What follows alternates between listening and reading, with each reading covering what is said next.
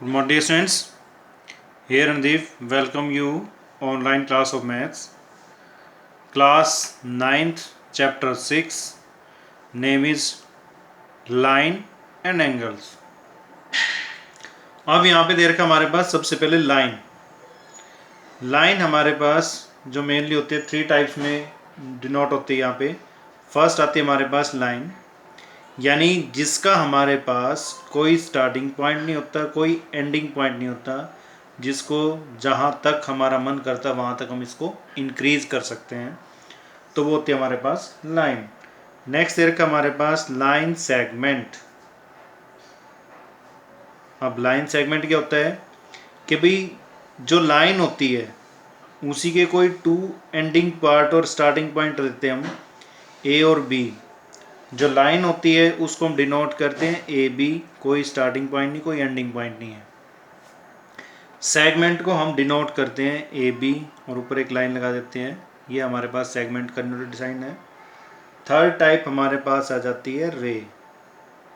जैसे sun rays होती हैं कि भाई उसका स्टार्टिंग पॉइंट होता है, बल्ब है उसका स्टार्टिंग पॉइंट है, टॉर्च है उसका स्टार्टिंग पॉइंट है बट एंडिंग पॉइंट नहीं है.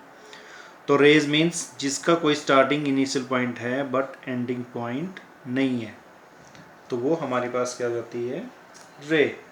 अब इसको डिनोट करने का मेथड क्या होता है, ए बी और ये सिंबल होता है.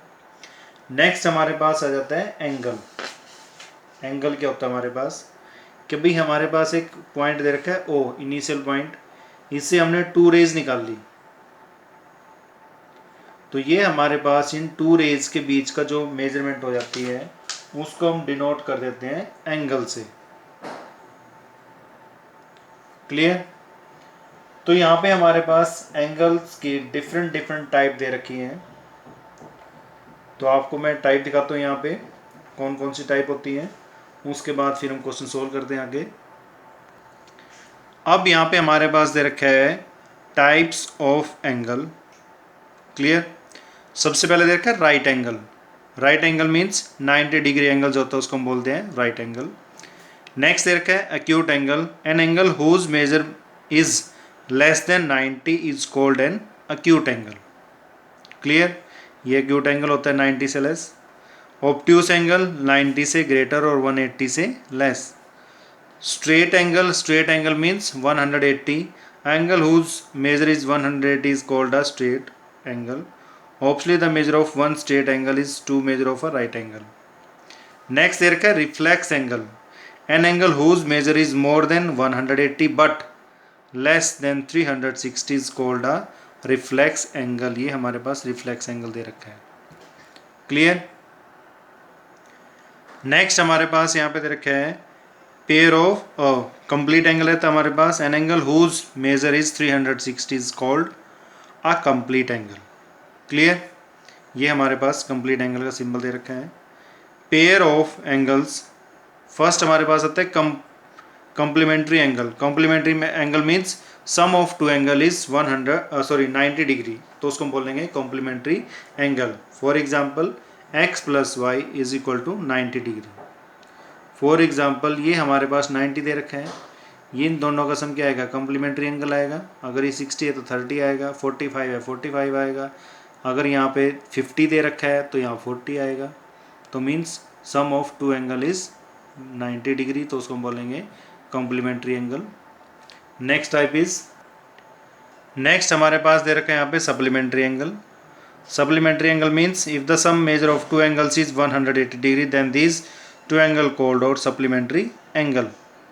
Each angle is said to be supplementary of the other. जैसे x plus y is equal to 180 degree, हम इसको लीनियर पेयर भी बोल सकते हैं. नेक्स्ट आ जाता है हमारे पास adjacent angle. Adjacent angle means 2 angle और called adjacent if they have common vertex. भाई इन सभी का कॉमन वर्टेक्स पॉइंट है. जैसे कॉमन वर्टेक्स पॉइंट दे रखा है O.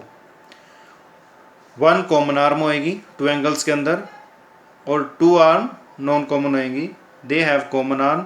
Non common arm are either side of the common arm, यानी जो कॉमन आर्म दे रखी है उसके एक दूसरे की अपोजिट साइड में हमारे पास नॉन कॉमन आर्म्स होएंगी, तो उसको बोलते हैं एडजेसेंट एंगल. नेक्स्ट हमारे पास आ जाता है यहाँ पे linear pair. Linear pair means कि sum of two angle is 180 degree बोल सकते हैं इसको, या फिर two adjacent angle are said to form a linear pair of angles if their non common arms are two opposite ray, तो हम उसको बोल देंगे लीनियर पेयर। नेक्स्ट आ जाता है हमारे पास वर्टिकली अपोजिट एंगल।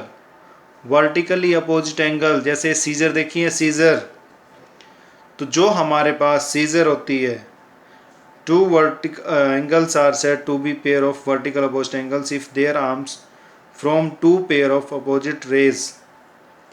यहाँ पे जैसे हमारे पास एक इंटरसेक्टिंग लाइन की फॉर्म आ गई है, तो ये हमारे पास सीजर टाइप में आ गया है।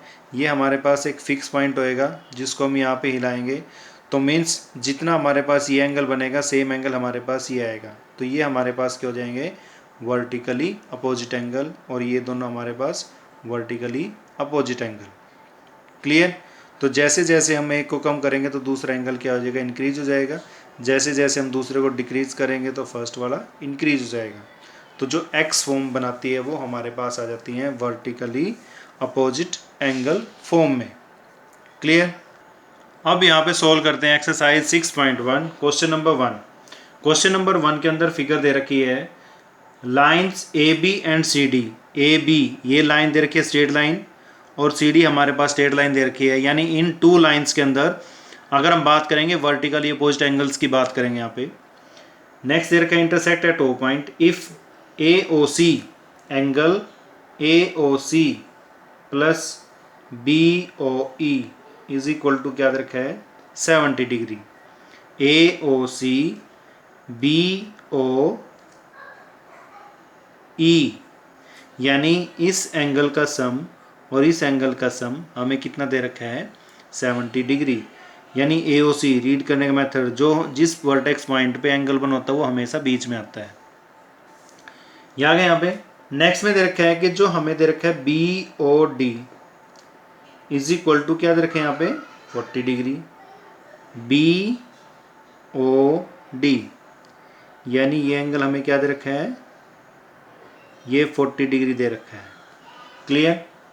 तो हमें यहाँ पे सोल्व करना है फाइंड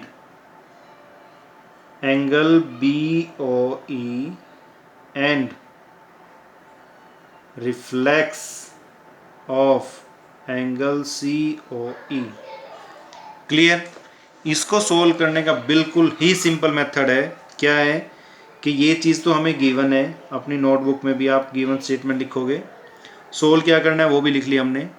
अब उसके बाद अब यहाँ पे दे रखा है कि बी ओ डी, अब इसने बोला है कि जो ए बी है और सी डी ये दोनों स्ट्रेट लाइन दे रखी है, इट्स मीन कि जो एंगल बी ओ डी आएगा वो ए ओ सी के इक्वल आएगा। क्यों आएगा, क्योंकि ये दोनों वर्टिकली अपोजिट एंगल है, क्योंकि ये भी स्ट्रेट रे दे रखी है, ये भी रे दे रखी है।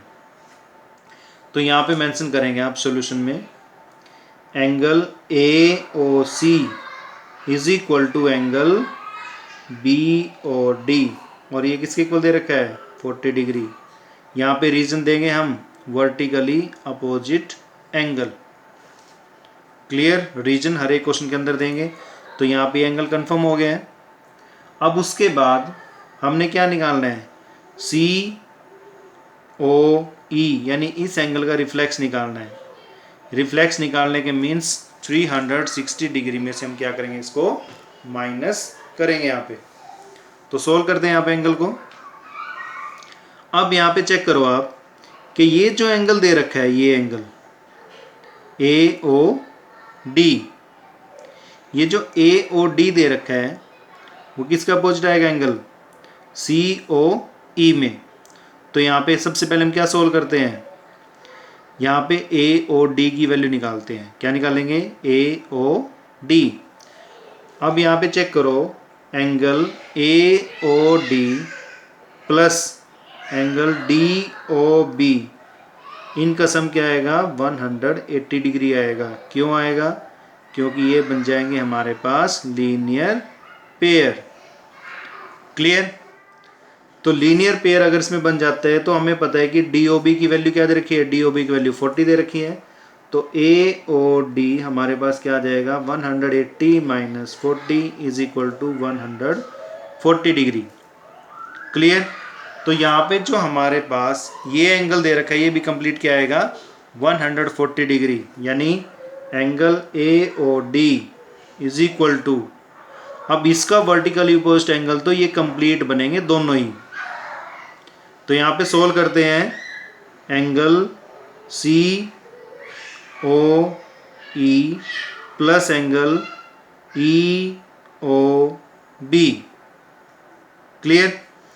अब हमें इसकी वैल्यू कंफर्म है, क्या दे रखी है 140 इज इक्वल टू, अब COE की वैल्यू नहीं दे रखी हमें, EOB की वैल्यू नहीं पता हमें, बट यहाँ पे दे रखा है EOB, क्या दे रखा है EOB दे रखा है 70 डिग्री माइनस AOC हमने क्या सोल्व किया था 40 डिग्री। तो यहाँ पे क्या आ गया 140 is equal to COE plus 30 degree. तो जब हम इसको सोल्व करेंगे यहाँ पे तो ये एंगल क्या हो जाएगा, इधर आगे माइनस कर देंगे इसको, 140 minus 30 is equal to COE, तो इसको माइनस करेंगे 110 इज इक्वल टू COE। अब हमने यहाँ पे निकालना है रिफ्लेक्स ऑफ एंगल COE। तो यानी COE का जब रिफ्लेक्शन निकालेंगे हम तो कैसे निकालेंगे, 360 में से 110 को माइनस करेंगे। तो माइनस करने के बाद जो वैल्यू आएगी वो हमारे पास क्या आ जाएगी 250 डिग्री। क्लियर। तो ये था हमारे पास question number 1। Next question number 2। Question number 2 में दे रखा है POY इक्वल टू 90 डिग्री। This is the P point, this is the O point and this the Y। तो ये सिंबल हमारे पास 90 दे रखा है। इट्स मीन जो AB की वैल्यू आएगी वो भी क्या आएगी 90 है, क्योंकि हमारे पास ये एक स्ट्रेट लाइन दे रखी है। यानी एंगल A और एंगल B इन दोनों को प्लस करेंगे तो वैल्यू हमारे पास क्या आएगी 90 डिग्री। और जहाँ पे रेशियो गिवन होता है वहाँ पे हम कॉमन वैल्यू लेट करते हैं। तो वो कॉमन वैल्यू हम क्या लेट कर लेते हैं, x लेट कर लेते हैं। या फिर रेशियोज निकालने का फॉर्मूला होता है, यहाँ पे रेशियोज निकालने का फॉर्मूला क्या होता है 2 + 3 इक्वल टू क्या आ गया 5। तो जो A एंगल आएगा वो आ जाएगा 2/5 इंटू 90, यानी 90 में से वैल्यू दे रखी है। तो सोल्व करेंगे इसको, कितना आएगा यहाँ पे 36 डिग्री। ऐसे B को सोल्व करेंगे यहाँ पे 3/5 इंटू 90 डिग्री। इसको सोल्व करेंगे यहाँ पे क्या आ जाएगा 54 डिग्री। क्लियर। अब इसमें दे रखा हमारे पास कि एंगल C फाइंड आउट करना है, यानी एंगल B प्लस C। अगर हम B और C को प्लस करेंगे एंगल को तो जो सम आएगा क्या आएगा 180 डिग्री। रीजन क्या आएगा यहाँ पे लीनियर पेयर। तो सोल्व करते हैं यहाँ पे B की वैल्यू क्या रखी है 54। तो C क्या आ जाएगा यहाँ पे 180 माइनस 54।